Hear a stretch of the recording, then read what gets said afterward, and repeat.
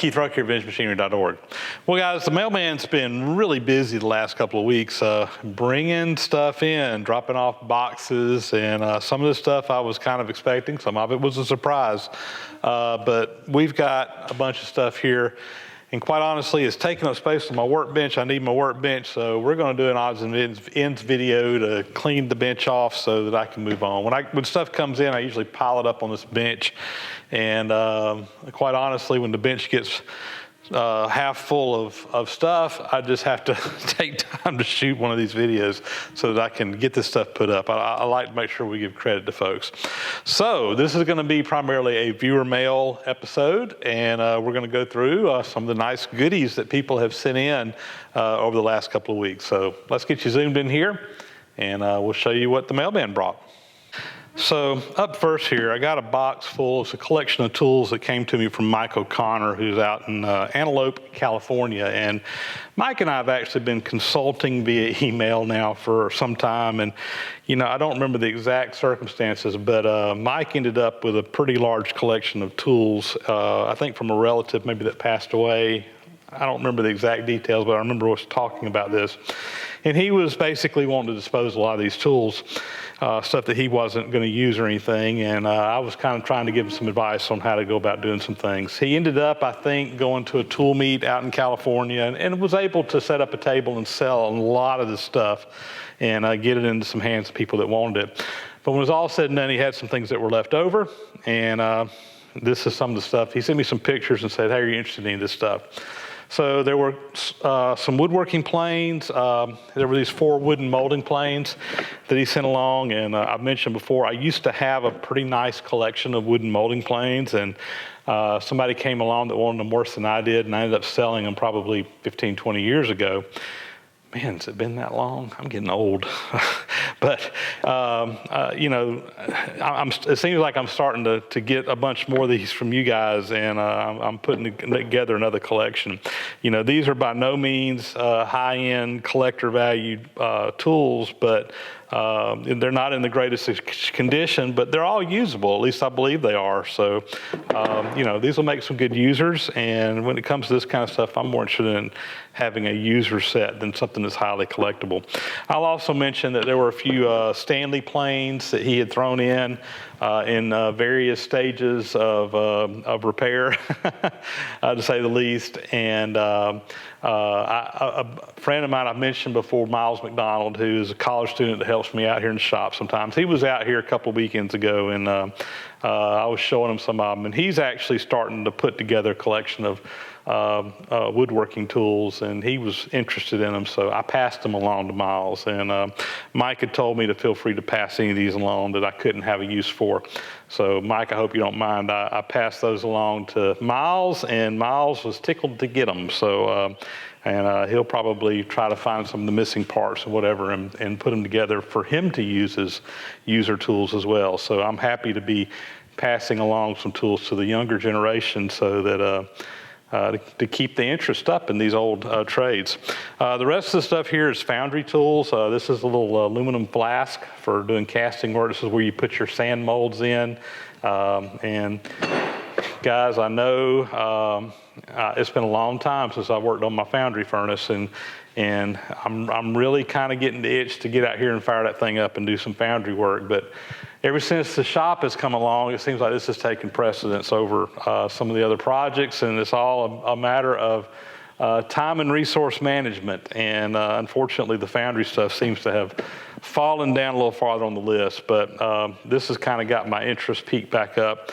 Of course, the flask, and then these are all molders tools over here, and I've got a pretty decent collection of stuff like this, but always nice to add to it, because some of this stuff, you know, particularly like these little tools here, these are little things, so when you get through with your mold, if you pull the pattern out and your sand messes up, you can kind of go in there with these and dress things up and clean them up, and really nice little set. Again, I got a bunch of these, but there's like a million different profiles, and when you need something, you got to look and see what you got, so these are really, really handy to have. And these are some little lifters that you can get in there and help lift patterns out and what have you. So interesting. This is actually a wooden pattern to cast this part. I thought that was interesting when I picked it up. I'm like, well, that's not metal, that's wood. What's going on with that? But these molders, a lot of times, all these little pieces like these, they just cast them. They made up a little pattern, or they found one that another guy in the shop had that they liked, and they went and molded it up in the sand and cast one, and then, would finish it out and use it. So anyway, these are some nice little tools, and I'm gonna put these with my molding tools. And Mike, thank you very much for sending these along. Greatly appreciated. So up next here, I got some lathe tools, and these actually are kind of interesting, and a little story on these. These came from Richard Douglas, and Richard actually stopped by and visited. He was passing through Tifton and stopped by and visited with me earlier this week, and we had a chance to visit the shop at the museum. He was even able to come out here to the home shop and see that. But he brought along these two lathe tools, and these are kind of cool. I've never had a tool like this before. I've seen Adam Booth use one like this. This insert is kind of mounted on its side, and you got a cutting edge on there. It's for turning and doing some fairly heavy cuts. And I know I remember seeing Adam use one of these in a video, and I'm anxious to give these a try. So anyway, he brought on two tool holders, got a little bit different angle on them. This one here has been milled on so that it'll fit into a, like I think he said a CXA or a BXA tool holder. I have a CXA, so that'll definitely fit mine. I know these will fit my CAs. I'm not sure they'll fit my CXA. But anyway, he brought along two tool holders as well as a few inserts. There's 4 inserts in there. Assuming this is the right box for these inserts, that's the KC915M insert, and I'll probably have to find some more of those at some point in time. But there's 8 sides to these, if I'm right. Yeah, you can rotate it around 8 different ways, or four different faces on one side. You flip it around, there's 4 faces on the other. So each insert has 8 sides to it, which is really a nice feature. So you can rotate that around and really get a lot of use out of one of those inserts. But anyway, maybe in a future video we can test this tool out and see how it works. I know maybe at the museum on the Lodge in Shipley, because I think that this tool will probably take a much bigger cut on that bigger machine. And once I get my monarchs going here in the shop, these will definitely be very useful here. It may be a little bit, I'm sure I can use it on the LeBlanc, but the LeBlanc is a little bit smaller lathe that may not be able to take full advantage of what this tool is capable of doing. Anyway, nice visiting with you. Thank you for the tools, and appreciate it very much. So next up here, got some decals that came in. We're going to put these up on the sticker board. The first one here comes from Scott Tyndall, who lives not too terribly far from me, up just south of Atlanta. And Scott actually came down a couple of weeks ago, got to meet him face to face. He came and picked up a load of firewood when my tree had blown over. We did some sawing and loaded him up a good truckload of oak firewood to take back with him. Had a chance to meet his lovely daughter, Tara Tyndall, who, if you guys watch Scott's channel, you no doubt have seen her adventures in putting together her toolbox. And I will tell you that Scott is quite jealous because his young daughter has more nice tools than he does. In fact, I need to probably go through some of my stuff and send Tara some goodies as well. Anyway, I got a chance to meet her as well as Scott's wife when they came down, and I guess he got these decals since then. He sent me down this one.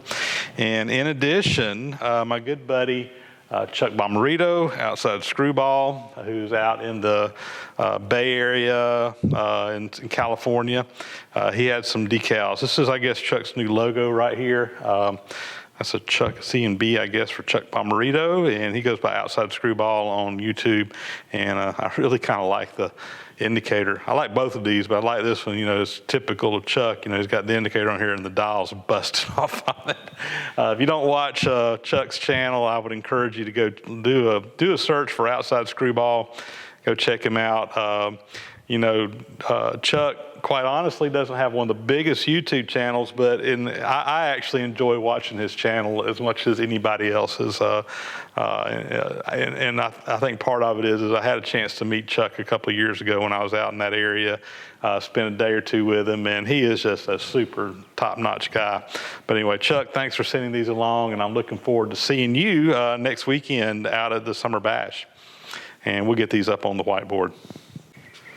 So here's the whiteboard, and it's quickly filling up. This thing continues on. I'm gonna have to get a new whiteboard just to write on and move this one to another place in the shop just to display stickers on. But Chuck, here's sticker number 1.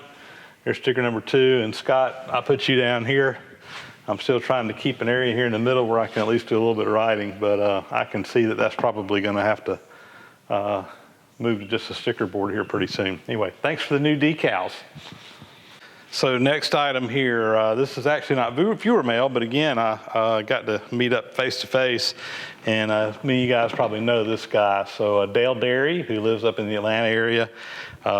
Last weekend, Jeff Clow, who was a viewer of mine and a longtime friend of mine, actually known through the OWWM forums for many, many years now. Every summer he has a little shop party at his house. He lives up in the Canton, Georgia area on the north side of Atlanta, and he invited me to come up and probably had, I don't know, there was probably a dozen or so people there. And most of the guys there watch my channel, so it was, again, a good opportunity for get to meet up face-to-face with some folks. But Dale Derry, who also lives in the area, he came down and we were chatting. And these are some items that he had picked up somewhere along the way and said he had no use for them. He thought he'd pass them along, thought I might be able to either use them or find a home for them. But there's some big dead centers that go on a lathe. So, this is probably a Morse taper in here. Looks like a number 5 Morse taper. And then they got bushings on them that go up to these larger tapers. And these basically fit up inside the spindle on a large lathe that has a big through hole. And these bushings allow you to go from the spindle bore to the number 5 Morse taper for a dead center. But anyway, I haven't tried these on the big Monarch yet. I'm hoping one of these will fit over there, and we can put it to use. So it'd be really nice if one of these were to fit that lathe, because I don't think I've got one to fit the big Monarch. But anyway, I thought I'd show those to you, and thank you very much, Dale, for thinking of me. And again, I'll be seeing you out next week at the Summer Bash in California. So looking forward to seeing you again out there. Thanks. So up next, we got some little Machinist clamps, and these were sent in to me by Rick Siegfried, who is out in Riverside, California. And Rick had actually, some time back, it was in previous odds and ends, probably a year or so ago, it's actually sent along a wooden tool chest. I'll put a clip in here, show you. I've got it over here with my other tool chest that I use on a daily basis. But he sent that along with a bunch of tools in it, and these belong to his great uncle, who was a machinist. And anyway, Rick was going through some stuff the other day and came across these 2 Lufkin machinist clamps, and knew that they had originally belonged in the toolbox with the other stuff, and said he didn't have a use for them, so he wanted them to go back to the toolbox and back with the other stuff that he sent along as well. They're in great shape. Let's see, one of them, there's a little retainer clip right here that holds this one in, and that one's missing the clip, but that's an easy enough fix. But man, these little clamps like this, I've got a bunch of these in different sizes. I don't actually think I've got a size this size. I think a couple that are a little bit bigger. I've got a bunch that are smaller. I say a bunch, a few, but these are really handy. I use these things all the time, so I'm really anxious to put these with the rest of them where we can put them to use. And Rick, thank you so much. I'm still blown away with the Machinist toolbox that you sent some time back, and I'm glad to be able to reunite these back with the toolbox. So here's one that kind of slipped past me, and I wanted to be sure I showed these. In a Odds and Ends episode a couple of weeks ago, I had showed some tools that I actually purchased from Jack Hoying up in Ohio, and Jack has become a friend of mine. I've met up with him a couple of times now, and Jack goes around a lot of estate sales and what have you up in that area where there's a lot of retired machinists, and picks up tools. And quite honestly, he has a little website where he sells stuff, and he sells on you see his stuff posted on Facebook all the time, and the used machinist tool stuff. But anyway, I purchased a couple items from him, and as Jack often does, he threw some extra things in the box, and I forgot to show these, and I was digging around the other day, and I'm like, oh, I need to show those as well. So 2 things here. First off, this little tool here, it's made by Ditson, who of course made hand saws and what have you. But this is a little burnishing tool, and basically what you would use it for is for putting an edge on a card scraper. It could be used for burnishing other tools as well, but on a card scraper, it'd be a piece of steel. It would be thinner than this, but you'd have it flat on the top, and you would basically just rub that across there, and it would put a burr on there, and then you could use that scraper to scrape with. This is not a scraper. I'm just illustrating on that. But anyway, that's nice because I do use card scrapers and stuff from time to time in my woodworking. This tool here is also a neat little thing to have, and I'm sure it's going to be handy. And if you've never seen one of these, this is actually for clamping stuff on a magnetic chuck. So let's say you've got something you're clamping on your magnetic chuck that's not magnetic. So a piece of brass or bronze or any material that won't stick to the magnetic chuck, which, let's face it, sometimes you have things that won't. So what you can do is you can put it up against a fence on one side. You put this up next to it. If you see, it's got the little slots in here, kind of like like on a table saw, where it will bend a little bit.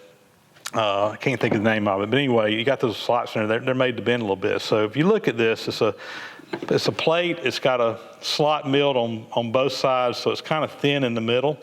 And if you look at it, it's not flat. One side's up a little bit. So what you would do is you would put this up tight against there. You would turn on the magnetic chuck, and the magnetic forces would, of course, grab here, but it would also pull down on this, and that's up against your piece that you're working on, and it'll actually just kind of jams it in place.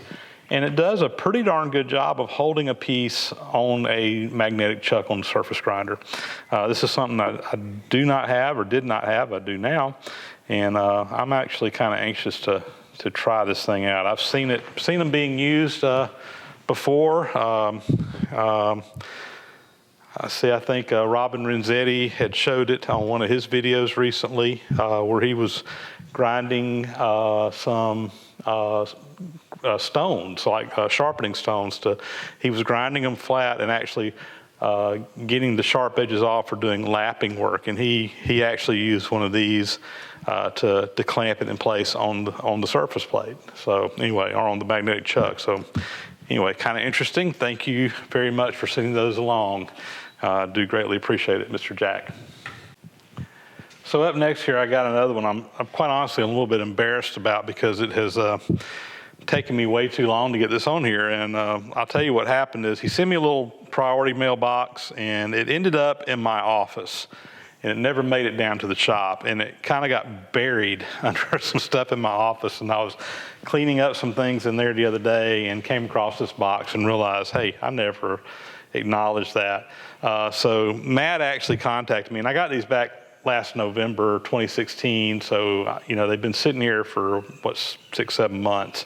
But Matt actually contacted me a while back. This extension was, I think, a tool that was sent to him to do a review on. It's made by Stahlweil, who is German made. This is a 1-inch socket extension. Very, very nice looking tool. He said that he had no use for it, didn't have a 1-inch ratchet set, and had no use for it. He contacted me, asked me if I could use it, and I don't have a 1-inch set, but we do out at the museum with some tools that we use on the big steam locomotive. So this is actually going to go out to the museum. I'm going to donate this to the museum on behalf of Matt and use it out there. But I did want to just acknowledge him for sending that in. He also sent along a little bag full of some brass fittings here. These will quite honestly probably get melted down in the foundry for doing some brass stuff down the road, unless I have a need for something in there before that happens. But anyway, 2 nice things. And I'll also just mention there was a book in there, an old book, a little small pamphlet actually on aircraft riveting, and that is still somewhere up in my office. I noticed him referencing it in the letter, and I actually saw that book just the other day, but I don't have it here to show. But anyway, Matt, thank you for sending those along. My apologies for taking so long to give you acknowledgement for them. Like I said, this will go out to the museum, and we'll use this for foundry work, hopefully soon. Thank you. So up next, I got a little box here with some goodies from Steve Thompson, who goes by the Cheesehead Texan. He's got a website, and I'm not sure he's got a YouTube channel or not.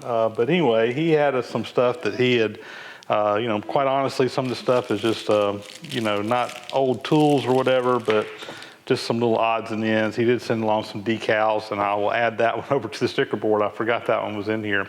These little flashlights, well, that one doesn't have batteries in it. These little flashlights are really handy out in the shop. And there's 3 different flashlights here. This little knife here, that's kind of neat. I'm sure that'll come in handy around here.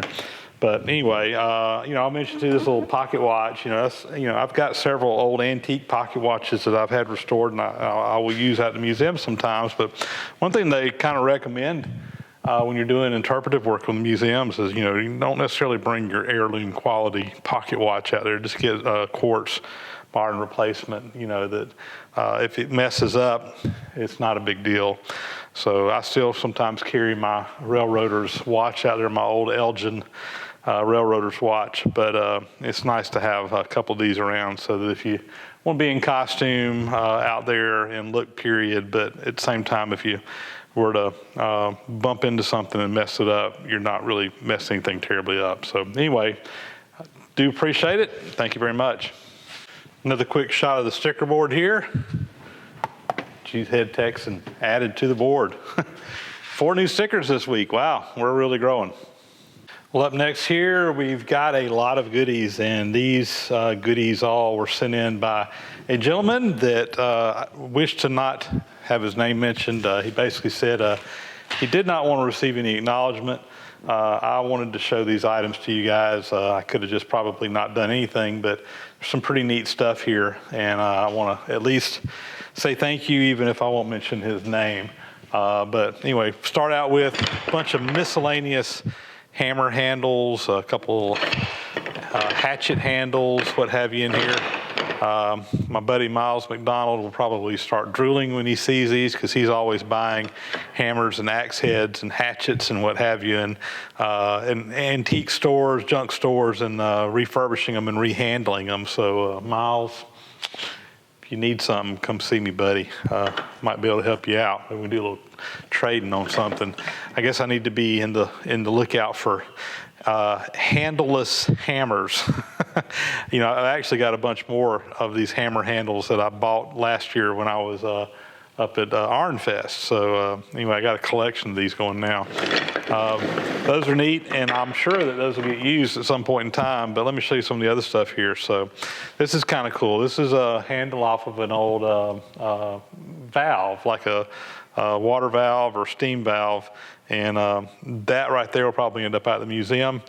Because on our steam stuff, it's just really neat to have these old handles. We say a lot of times when we if a valve goes bad out at the museum, we'll replace it and put a new valve in there, but we'll actually change the handles out because the new handles are just crappy. And these old ones, cast iron, I mean, that's a nice little handle. So that'll go out to the museum. Little marking gauge here. This is a Stanley.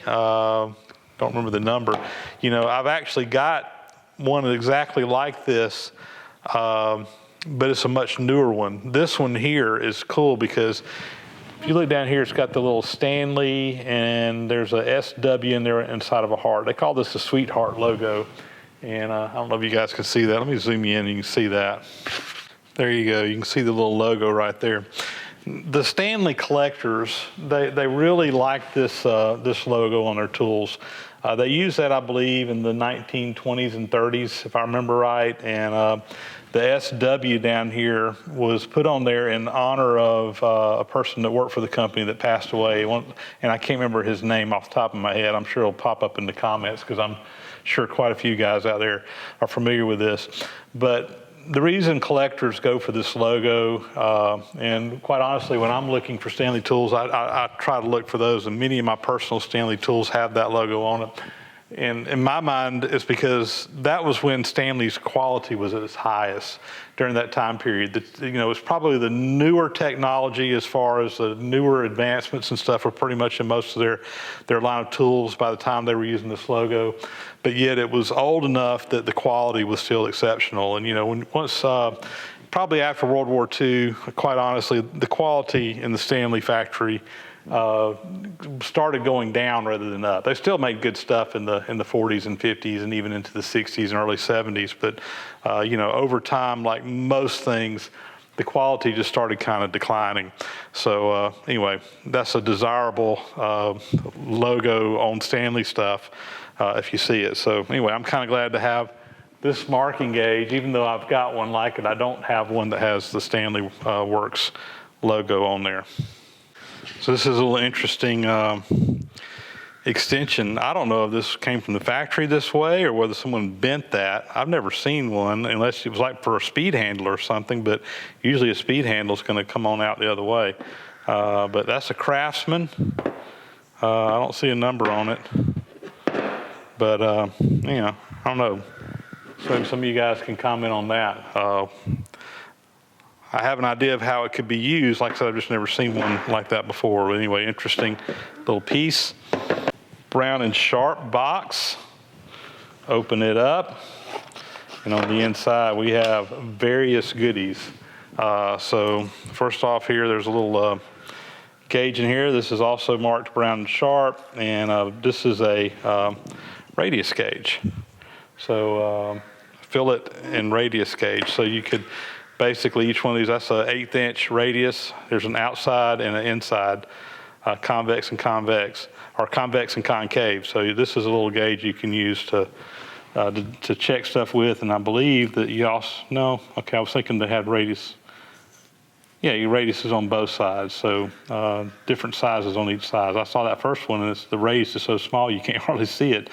But anyway, nice little radius tool. And down here, this is also Brown Sharp. And again, this is another type of radius tool where you have a radius on the outside and inside. These are real handy. There are many times you need to check that. There's just some shim stock. So here's a neat little item. This is a Starrett number 134. It's a little square that has some levels in it. I'll be honest with you, I've never seen this particular tool before. Interesting. I'm sure it would be useful somewhere along the line. And then there's some micrometer parts in here. Here's some standards. So there's a 1-inch standard, a 2-inch standard, 3, 4, and 5-inch standards for checking your micrometers. A micrometer wrench in there. And this is interesting. That's a little ball adapter. You can basically snap that on the end of your micrometer on the anvil. And of course, you have to take into consideration the thickness of it. But this is for like measuring a piece of tubing. So if you think about it, the anvil on the bottom to go into that tubing, it will measure on 2 points and not in the center. You put this in there, you can accurately measure like round tubing. And let's see, that is made by, who's that made by? That's a Brown Sharp piece. I've got one of these, I think that's Starrett, but I don't think I've got a Brown Sharp one. I don't know if the Starrett one will fit a Brown Sharp and vice versa. But anyway, some nice little tools in here. And it's all in a nice Brown and Sharp wooden box. This looks like a micrometer box.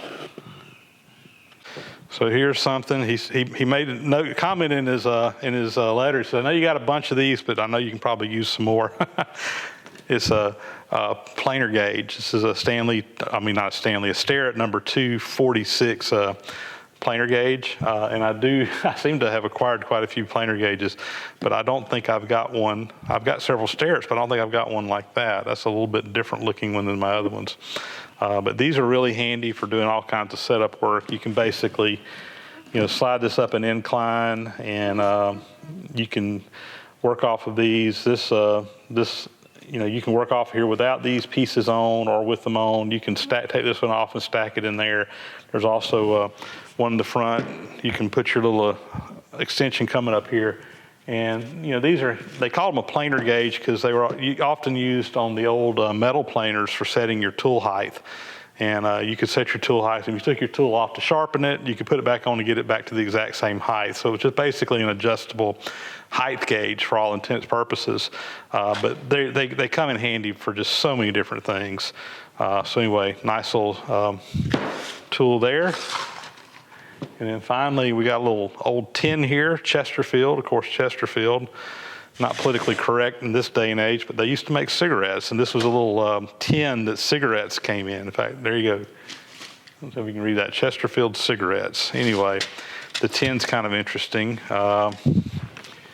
Piece of paper in here. I thought that was interesting. That's a piece showing the parts to a Brown and Sharp height gauge, surface gauge.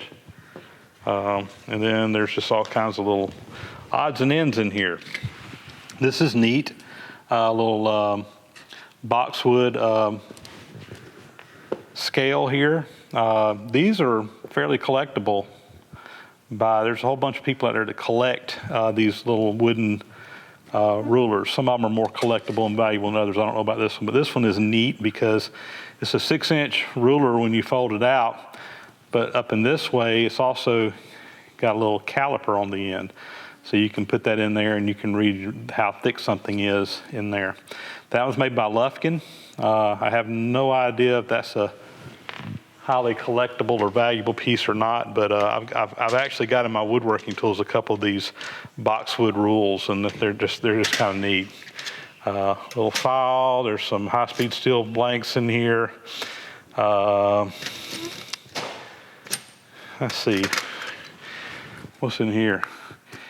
ASA compound, I think that's aspirin. Yeah, that's what's in it, it's aspirin.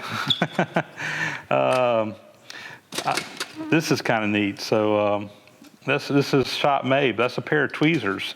And if you work in a machine shop, you probably will get a little metal sliver in you sometimes. And here you go, you can pick it out with that. And that's something that somebody made. It looks like a piece of spring steel or some banding material, I'm not sure. And then finally, these. And these are Brown Sharps. There's 4 of them in here. And, for the life of me, I can't remember what these were used for. Seems like they clamp on a rule. I've seen these before. Seems like they clamp on like a steel rule. Anyway, I'm sure some of you guys will make comments on it. I probably ought to get my Brown Sharp book and look them up. And then there's another, what is this? That's a Brown and Sharp number 654. I'm not sure what that is. Okay, I gotta go get my Brown Sharp catalog and figure these out. I'll be back in a minute. All right, guys, I've done a little homework. I thought I remember seeing these before in catalogs, although I don't have a set of them, but these little Brown & Sharp 377s, they're called key seat clamps, and you put them on a rule. I thought you put them on a rule like that, and basically what you can do now is you can go up to a piece of round stock and you can put this on here, and you can now do layout lines for straight lines on there. So if you're laying out a keyway on a shaft or something, it's just a layout tool to get a parallel line to a piece of round stock like that. And of course, it'll work on a much bigger piece as well. So anyway, I got 2 sets of these, and I didn't have some of those. Those are pretty cool. And if you're interested in a set, you better hurry up and go to eBay. Everybody always tells me anytime I show a new tool on my channel that the price of these on eBay immediately goes through the roof. I've never actually gone and tested that theory, but anyway, I'm just joking there. But I'm going to keep these because I think those will come in handy. So this other one, this little 654 right here, this is, I'll be honest with you, I've never even noticed this in the catalog. I don't know if I've ever seen one before, and I had to look it up. But this is a center gauge attachment, and it's used in conjunction with like a little fishtail center gauge for setting up threading tools or whatever. But basically, you can take this, and it's got a little spring in there. You can use that to hold this. And now I can take this and put it up against the spindle or chuck or whatever on my machine that's square, and it's just a little aid for holding that square, so that when you're setting up your tool, you can come in there and get it set up nice and square and proper. So again, I've never seen this one before. That's a new one for me, but it's actually a pretty neat little idea. Cool. Center gauge attachment, Brown Sharp number 654.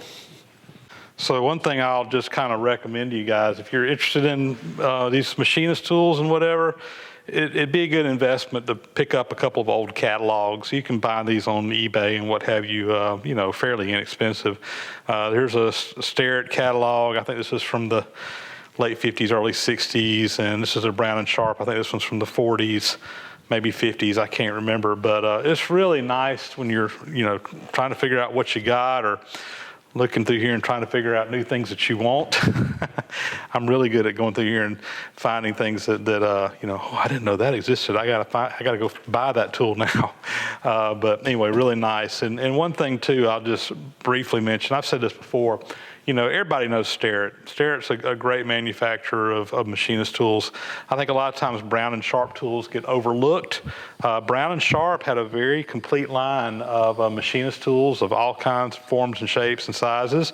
And quite honestly, they made a lot of things that Starrett never made. Most of the things that Starrett made, Brown and Sharp made also, but the depth of tools in the Brown and Sharp catalog, I think it's a little bit deeper than in the Starrett catalog. I think Starrett's probably more known because they're still very much making all their tools. Brown and Sharp's still in business, but they don't really make their full line of tools. Brown and Sharp also made machinery, which Starrett never did as well. So they made milling machines and screw machines and all kinds of machinery as well. Very well respected firm, made great tools. And I had a Lufkin tool or two. This little thing here was made from Lufkin.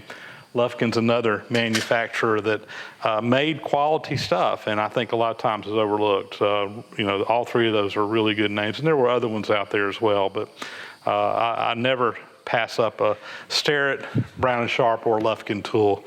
They all made really quality things. So up next here, got a bunch of goodies. This is really cool. You guys know my love for old books, old mechanical stuff, and this comes from Mr. Barden out in Coronado, California. I don't know the story on these, and I'm kind of curious because he sent me a bunch of really, really nice steam and railroad related books, and these had to have come from a collection from a collector somewhere along the way. And again, I don't know the whole story on these, but before we get into the books, he also sent along a couple of little tools. So we got a stack of miscellaneous horizontal mill cutters in here, and I will put these over into my storage compartments and sort all these out by size and what have you, so that I can put my hands on what I need when I need it. But anyway, nice set of horizontal mill cutters. So this is kind of cool too. This is a little base mill. Goes on a milling machine. It goes on you put it on a little holder here that takes the standard size. It looks like probably 3/4 of an inch. And it's a little 4-tooth cutter. Looks like a really nice high quality one. See if I see a name on it. Seago Tools, made in France. Interesting. Little carbide inserts look good. That right there will definitely get used. And now let's take a look at the books. So first set of books here, Engineering's Manual. The Baltimore and Ohio Railroad Company Diesel Electric Locomotives, Questions and Answers. So this has been a study book for someone learning to become an engineer. That's basically what this is as well. Electric interlocking, so this is again railroading. The interlocking is basically, I believe, about signaling and what have you on the railroads, and man, there's just all kinds of technical information there on signals and what have you. So these are This is an interesting little set of books. This is the International Library, International Textbook Company. And, you know, a while back I had another viewer send me a collection of some of these on some railroading stuff. So some of these may be duplicates. I'm not sure. I'll need to go look at what I've got. I know that this company made literally hundreds, if not thousands, of these different versions of these. You see these are numbers in the 600s down here, 530, 644. But they had just all kinds of these little textbooks on all kinds of different subjects. And I mean, I have no idea how many of them are out there. There were even some on machine shop stuff and what have you. But some of these may be duplicates. Some of them I'm sure are not. Let's see, what is this? Hinks Field Book for Engineers. Again, the railway company. Joint rules and instructions for the government of employees in the operating department. And this is for several railroads, Hopkins Valley Railway, Toledo, Ohio Central Railway, Kanawha, Michigan Railway, and Zanesville and Western Railway Company. So that would have been a nice little book on articulated locomotives. Instruction manual for the operation of, this is for railroad equipment. This is pretty cool. I was looking at this earlier, and this is all on the, what do you call it, the early diesel locomotives. I'm trying to remember the which one. So it's the ER or something like that, EM, or rather the EM1, I think is what it was. I can't remember off the top of my head, but really cool book here on that. So anyway, that's box number one. Let me get the other box and show you it. Steam boilers, a book here. Mechanisms of steam engines, another nice little book. What is this? The 8ET locomotive brake equipment. Locomotive valves and valve gears. The EDM, here's another manual for the EDMs. General Electric, nice book there. I think that was the one I was actually looking at earlier. Boiler piping and pumps, question and answer from the American Machinist. This is actually railway stuff and not machinist stuff though. I looked at it earlier. Steam, air, and gas power. American Railway Practice Volume 3. This is, I think, on air brake instructions. Buddha, these guys, the catalog for track and railway supplies. So all kinds of track equipment and what have you. They make big manufacturer of all kinds of railroading stuff. So that's a pretty cool little catalog. I've heard of Buddha before. A couple other ones here. This is kind of cool. How to become a successful motorman. So this has been like for motor trolleys. So interesting little book there. Westinghouse brake instruction book, and another EDM on the road troubleshooting. So really nice collection of books, and yet there's even more. Let me grab the other little box over here. So these last two are really kind of interesting. These are photocopies that have been professionally put together from all kinds of mechanical drawings and stuff on railroad equipment. And it's just really, it's unbelievable the stuff that's in here. Just absolutely unbelievable. Here's all track diagrams and layouts. I was looking through some of this earlier. I mean, here's plans on for building. This is a scale house. So you know, there's actual plans for building different buildings along the railroad tracks or whatever. So. And this is the AT and SF railway system. All this stuff is. So was that the? Oh goodness, something in Topeka and Santa Fe Railway. Can't remember off the top of my head. Atkinson and Topeka maybe. But just unbelievable the stuff that's in here. So somebody, you know, this is obviously a reprint that somebody put together. And there's two just binders full of this kind of stuff. I could see that it would take days to go through all this stuff and just see what all's in here. But really, really neat. Really neat little collection of railroad memorabilia here. So again, wow, unbelievable collection of railroading books and memorabilia and what have you. Robert Barden, thank you. I'm really curious the story behind these, because someone put a lot of time and effort in putting this collection together, and I am just I'm just tickled to be able to add this to my collection. All these books you guys are sending, man, I'm gonna have to get out here and build me some new bookcases. My office has just got stacks of stuff in it, of old books and stuff that I've run out of space, but I'm gonna come up with some more space because, like I said, this is just an unbelievable collection. You know, unfortunately, in today's day and age where everything's digital, these old books are just becoming obsolete, but man, I love them. I love having them as references. And, you know, when I get bored, if I ain't got nothing to do, which isn't very often, I'll just go pick one of these books off the shelf and start strumming through it and learning, picking up new things. That's what it's all about, is lifelong learning. So cool stuff. Thank you, Robert, for sending these along. So here's a recent find I'll share with you guys, and I have to again give credit to my buddy Miles McDonald, my college student kid that helps me out. He's up at the University of Georgia in Athens, which is about 3 hours from where I live down here in South Georgia. But Miles has turned into quite the little tool collector, and he's been going around junk stores and flea markets and what have you. And the other day he sends me a text message and he shows this in there. And says, you need this? And I'm like, well, how much do they want for it? And I was just looking back at my text messages. I think I called him.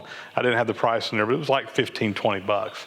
I'm like, yeah, bring that to me. So he did. And anyway, big number 8 tap wrench here. I believe this, it looks a lot like a Greenfield, but I think it says Wells Brothers on it, but it's from Greenfield, Massachusetts. I imagine this is probably made by Greenfield, and it needs some work. This needs to go into vapor rust. It's got a little bit of rust and pitting on there, but I think it's going to clean up fine and make a very nice user. And this is definitely something I can use. So as a comparison, this is a number 8 that a viewer had sent me a while back. This actually, it says Greenfield tap and die on it. And there ain't a whole lot of difference between the two. You know, this one's got a little bit more relief in here, but not a whole lot of difference between the two. Both of them made in Greenfield, Massachusetts. Interestingly, this one got sent down. I'm trying to remember who sent that. Anyway, this got sent down to me. It didn't have a handle. Adam Booth had a handle for one. He sent this handle, and I've either been needing to make or find that other end, but you know, now I got a whole one here. So I don't know what I'm going to do. I may take the handle off of that one and put on this one. We'll probably clean it up and see what it looks like. Or I may still make a handle for the other one, have 2 of them. Can't have too many of these, right? But anyway, nice addition. And like I said, it needs a little work, needs a little cleaning, but I think it'll make a good user. So this next lot of stuff here, I don't know whether to brag about this lot or cry about it. A little story on this. I've been looking at a bunch of auctions lately that Boeing has, and they're closing down a facility up in Macon, Georgia. And anyway, I went online and I saw this lot of tooling, and there was some stuff in this lot. I said, hey, I could use that. I don't need all that. There's a few things in there that would really be handy. Well, the price was pretty low, so I put a bid in on it. Said, well, I'll just put a couple $100 bid on there, and if I win it, great. If I don't, no big sweat. Well, about a week later, I get an email. Hey, you won this lot of tooling. And I'm like, oh, really? I couldn't believe it, because I put in a respectable bid, but it was a fairly low bid. Well, when I saw the selling price, let's just say it was way more than what I thought I had bid. I misplaced a decimal point, and my bid was actually off by a factor of 10. Fortunately, I didn't pay my total maximum. And quite honestly, guys, for what's here, what I paid for, it wasn't totally unreasonable, but at the same time, it was a lot more than I had intended to bid on this. And especially considering a lot of this stuff is stuff I can't use. So anyway, I thought I'd share this. If there's anything in this stack that anybody might want, I'm very interested in ditching some of this and recouping some of my investment. Let's just say, so there's some top-notch inserts, brand new stuff in the box. These little cutters here are kind of cool. There's 1, 2, 3, 4 different sizes, some different ones, but these, got like a 1-inch shank on there. Some of them are 2, some of them are 4 cutters. They take a little carbide insert. They're adjustable where you can adjust the height of each one. They're actually pretty nice little fly cutters. Let me get a tape measure and see what the diameters on those are. So that one's 3 inches. That one's 4 inches. That one's 5 inches. And that one is 6 inches. Nice. So anyway, these are all 1-inch shank stuff. I'm gonna probably keep, at least one of each of the size of those. Those might definitely come in handy. Another little, that's an R8. It takes a little square insert. I'm probably gonna keep that. A couple other nice little shank end mills there. I'm gonna probably keep both of those, and a bunch of insertable end mills. I'll probably keep a few of these, but I don't know that I need all those. I know I don't need all those. These are actually some of the things I was probably going to keep or was interested in on the bid. These are some big, nice face mills. That one takes a round insert. This one takes kind of a square insert. Those would work great on the horizontal mill. Here's some other little tool holders. I probably don't need those. Big thing is all these 40 taper tool holders over here. These are more CNC type. My mill takes 50 taper, my horizontal mill does, and I don't really know that I need all these. Some nice chucks up here. I'm probably gonna keep a few of these. I don't know if I'll keep all of them. This is kind of cool. This is a touch probe, and it's 40 taper. Unfortunately, I have no use for this. I can't use it. This is a high dollar piece. I was looking on eBay, and used ones are selling for like 650 bucks. I've actually got this on eBay right now for much less than that because I'd like to get rid of it. But this works through conductivity. So you have to use it on something that conducts electricity through the machine. But basically, I'm going to just this is how you can show what it does. But when that part touches metal, well, there it goes. I didn't have a good connection. I got to get up there. That's it. You get the little red LED going off in here, as well as the tone. And this thing is super sensitive. And now this part down here, it will move around. So, if you run up to something too fast, it'll move. But as soon as it touches and it makes a electrical circuit, you can see it. So you can use this kind of like you would use a wiggler or a little edge finder on a mill machine. If someone's got a use for that, we can work out a deal. Also, this is one of the things I was most interested in the whole lot was this really nice ROM 3-jaw chuck. This will probably end up on one of my lathes. Really nice. It looks like it's brand new. I need to get the right back plate on it to fit my machine, but a nice German-made, high-quality chuck. So anyway, some nice stuff in here, but like I said, paid a little bit more for it than what I intended to. And if anybody's interested in anything in there, just shoot me an email, and we can do some horse trading. We can always trade greenbacks. And like I said, I'm just trying to recoup some of my screw up on that one. Well, guys, that's pretty much it for this episode of Odds and Ends. Like I said, had quite a bit of stuff come in the shop over the last few weeks, and wanted to share that stuff with you. And thank you everybody that sent stuff along. And headed out to California. I think this video will post on Monday morning, and I'll be heading out there Thursday for the Summer Bash. Looking forward to meeting up with a bunch of YouTube creators, as well as a lot of my fans, a lot of people that watch the channel. Always lots of fun.